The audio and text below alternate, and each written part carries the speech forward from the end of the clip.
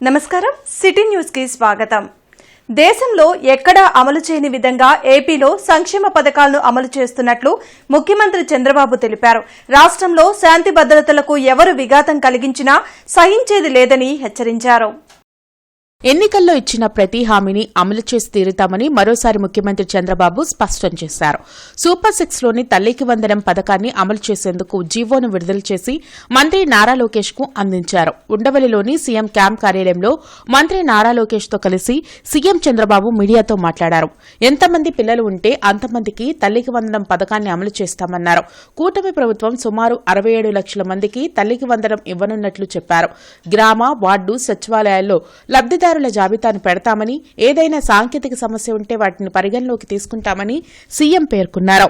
ఇచ్చిన హామీలు ఆ రోజు ఎన్నికల మేనిఫెస్టోలోని చాలా స్పష్టంగా, మేనిఫెస్టోని కాకుండా ప్రచారంలో కూడా చాలా స్పష్టంగా చెప్పాను.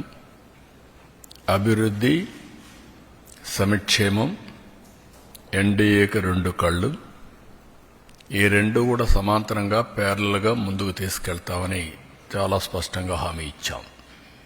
ఎన్నికల మేనిఫెస్టో చాలా విషయాలున్నాయి. సూపర్ 6 మేజర్గా హైలైట్ చేశాం. ఆ సూపర్ 6లో అతి కీలకం తల్లికి వందనం. ఎంతమంది పిల్లలుంటే అంతమంది పిల్లలకి ఆ తల్లుల అకౌంట్లో ఆ డబ్బులేసే కార్యక్రమానికి శ్రీకారం చుట్టాం. రాజధాని అమరావతి మహిళలపై అసభ్యకర వ్యాఖ్యలు చేసి మరలా వాటిని సమర్థించుకోవడానికి వైసీపీ నేతలు సిగ్గుండాలంటూ సీఎం చంద్రబాబు తీవ్ర వ్యాఖ్యలు చేశారు. పొగాకు రైతులు గిట్టుబాటు ధర కల్పిస్తూ ఉంటే పొదిలి వెళ్లి వాళ్లను రెచ్చగొట్టాల్సిన అవసరం జగన్కు ఏంటని ప్రశ్నించారు. రాష్ట్రంలో శాంతి భద్రతలకు విఘాతం కలిగిస్తే సహించేది లేదని చంద్రబాబు హెచ్చరించారు. రాక్షసుల మారిగా రాష్ట్రాన్ని అతలాకుతలం చేయాలని, ఎక్కడికక్కడ లా అండ్ ఆర్డర్ సమస్యలు క్రియేట్ చేయాలని, ప్రజలకు ఇబ్బందులు కలిగించాలని అనేకమైనటువంటి, నేను ఎప్పుడూ నా రాజకీయ జీవితంలో చూడనటువంటి విన్యాసాలు, చూడనటువంటి అకృత్యాలు చేసే పరిస్థితికి వస్తున్నారు. కొంతమందికి విష ప్రచారం చేసి, రౌడీజం చేసి, దౌర్జన్యం చేసి పెత్తనం చేయాలనుకుంటున్నారు. ఆ ఆటలు నా దగ్గర సాగవు. నేను ఐఎమ్ వెరీ క్లియర్. మళ్లీ చెప్తున్నా, మీ ద్వారా ప్రజలకు కూడా చెప్తున్నా, ఇంతవరకు నా మంచితనాన్ని చూశారు. తోక తెప్పితే మాత్రం పబ్లిక్ సేఫ్టీ కోసం ఎవ్వరిని ఉపేక్షించడం. గడిచిన 10 ఏళ్లలో రాని పెట్టుబడులు ఈ ఏడాదిలో రాష్ట్రానికి తీసుకొచ్చినట్లు మంత్రి నారా లోకేష్ తెలిపారు.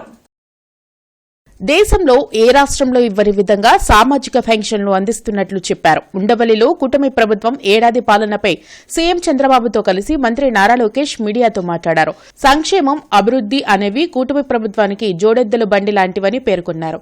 విధ్వంసం నుంచి వికాసం వైపు ఈ ఏడాదిలో అడుగులు పడ్డాయన్నారు. తల్లికి వందనం హామీని నిలబెట్టుకున్నామని, ఎంతమంది పిల్లలు ఉంటే అంతమందికి అమలు చేస్తామని స్పష్టం చేశారు. కేంద్రంలో ప్రధానమంత్రి గారు, రాష్ట్రంలో గౌరవ ముఖ్యమంత్రి చంద్రబాబు నాయుడు గారి నాయకత్వంలో ఆంధ్ర రాష్ట్రంలో డబుల్ ఇంజిన్ సర్కార్ అనేది ఈరోజు నడుస్తుంది. గడిచిన 10 సంవత్సరాల్లో రాని పెట్టుబడులు ఈ సంవత్సరంలో తీసుకొస్తాం జరిగింది. 9.5 లక్షల కోట్ల పెట్టుబడి, తద్వారా 8.5 లక్షల మందికి ఉద్యోగాలు కల్పించడానికి మేము ఒప్పందాలు కుదుర్చుకున్నాం.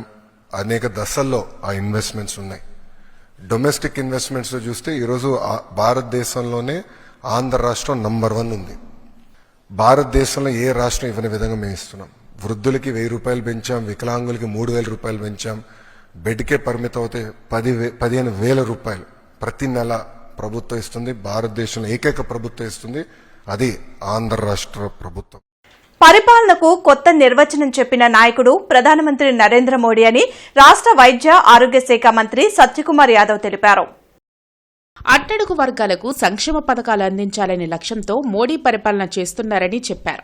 గుంటూరులో మంత్రి సత్యకుమార్ మీడియాతో మాట్లాడారు. దేశంలో 27 కోట్ల మంది పేదరికం నుండి బయటపడ్డారని అంతర్జాతీయ సంస్థలు వెల్లడించాయని అన్నారు.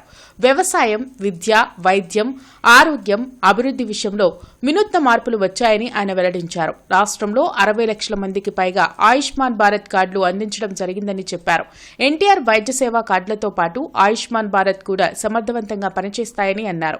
కరోనా వైరస్ విషయంలో ఎలాంటి ఆందోళనకరంగా లేదని చెప్పారు. కరోనా పాజిటివ్ కేసులు పెరిగినప్పటికీ తగిన విధంగా వైద్యులు సేవలు అందించేందుకు వైద్య ఆరోగ్య శాఖ అప్రమత్తంగా ఉందని స్పష్టం చేశారు. సమావేశంలో బీజేపీ నేతలు విష్ణువర్ధన్ రెడ్డి, చెరుకూరి తిరుపతిరావు, వల్లూరి జయప్రకాష్, ఎడ్లపాటి స్వరూపారాణి తదితరులు పాల్గొన్నారు. ఎక్కడ చూసినా ఇవాళ దేశంలో అభివృద్ధి ఆనవాళ్లు కనిపిస్తున్నాయి. దేశ ప్రజల జీవితాల్లో, మరీ ముఖ్యంగా పేదల జీవితాల్లో పరివర్తన, మార్పు వచ్చింది.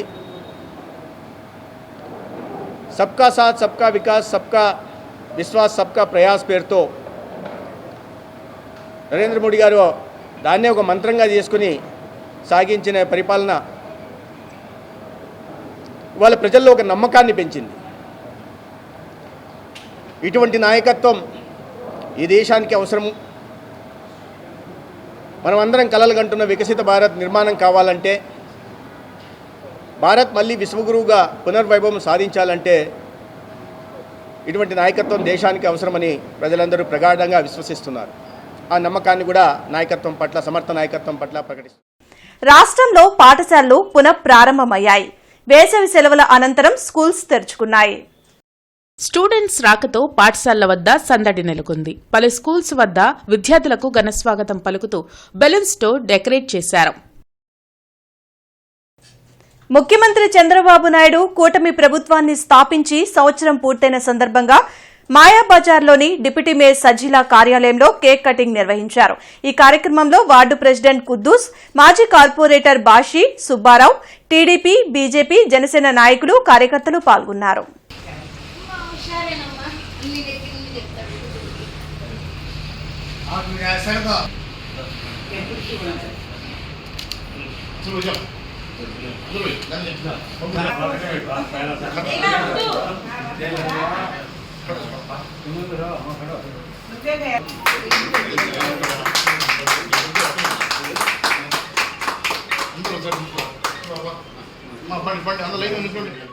కూటమి ప్రభుత్వం ఏర్పడి ఏడాది అవుతున్న సందర్భంగా నెహ్రూ నగర్ 4వ లైన్లోని ఇండియన్ బ్యాంక్ వద్ద ఆంధ్రప్రదేశ్ రాష్ట్ర తెలుగు మహిళా సెక్రటరీ గుడిపల్లి వాణి ఆధ్వర్యంలో కేక్ కటింగ్ నిర్వహించారు. ఈ కార్యక్రమంలో దాసరి రాజా మాస్టర్, బత్తిన శంకర్, పులిగడ్డ నాగేశ్వరరావు తదితరులు పాల్గొన్నారు.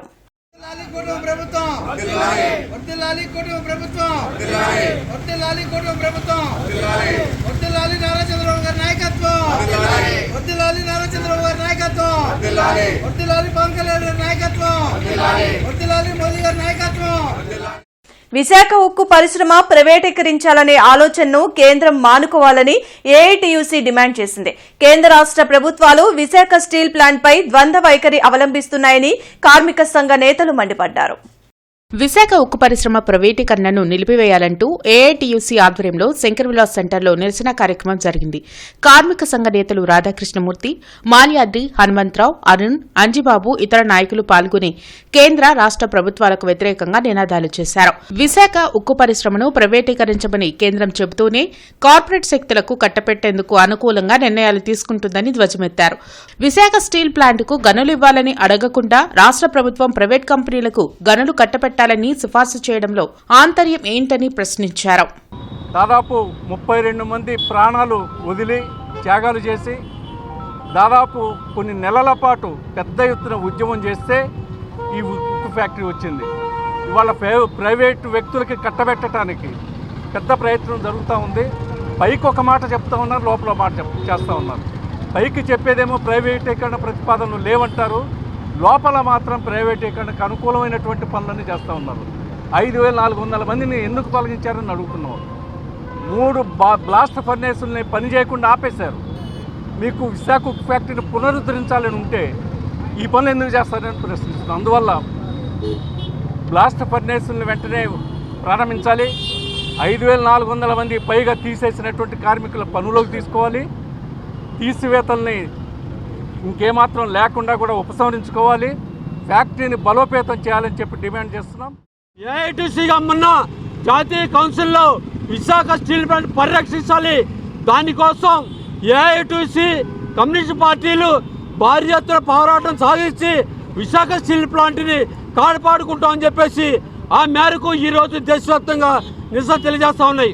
విశాఖ స్టీల్ ప్లాంట్కి సొంత గనులు కేటాయించాలి. ఈ దేశంలో ఉన్న ప్రైవేటు గనులన్నిటికీ, ప్రైవేటు ఫ్యాక్టరీలన్నిటికీ సొంత గనులకు ఇస్తున్నారు. ప్రభుత్వ రంగ సంస్థల విశాఖ స్టీల్ ప్లాంట్కి మాత్రం గనులు కేటాయించట్లేదు. ఏడాది కూటమి ప్రభుత్వ పాలనలో విద్యార్థులు, నిరుద్యోగులు, యువత వెన్నుపోటుకు గురయ్యారని వైసీపీ స్టూడెంట్ యూనియన్ రాష్ట్ర అధ్యక్షులు పానుగంటి చైతన్య విమర్శించారు. గుంటూరులో ఆయన మీడియాతో మాట్లాడారు. కూటమి ప్రభుత్వం విద్యార్థి, యువజన వ్యతిరేక విధానాలను వ్యతిరేకిస్తూ జూన్ 13న కలెక్టరేట్ వద్ద ధర్నా నిర్వహించినట్లు తెలిపారు. చంద్రబాబు పాలనలో అన్ని వర్గాల ప్రజలు నష్టపోయారని ధ్వజమెత్తారు. కూటమి ప్రభుత్వం ఏర్పడి పూర్తిగా విద్యా వ్యవస్థను పూర్తిగా నాశనం చేసిన విషయం కూడా తెలియజేస్తూనే ఉన్నాను. ఏడాది కాలం పూర్తి చేసుకున్న సందర్భంగా తెలుగుదేశం పార్టీ కూటమి ప్రభుత్వంలో మా విద్యార్థులకు కానీ యువజనులకు చేసిన అన్యాయాన్ని వ్యతిరేకంగా రేపు రాష్ట్ర వ్యాప్తంగా కూడా అన్ని జిల్లా కేంద్రాల్లో కలెక్టర్ ఆఫీస్ దగ్గర ధర్నా కార్యక్రమం చేపట్టడం జరుగుతుంది. ఈ కార్యక్రమంలో విద్యార్థులు, యువజనులు పెద్ద ఎత్తున పాల్గొని జయప్రదం చేయవలసిందిగా కోరుతున్నాను. ఈ వార్తలు ఇంతటితో సమాప్తం. నమస్కారం.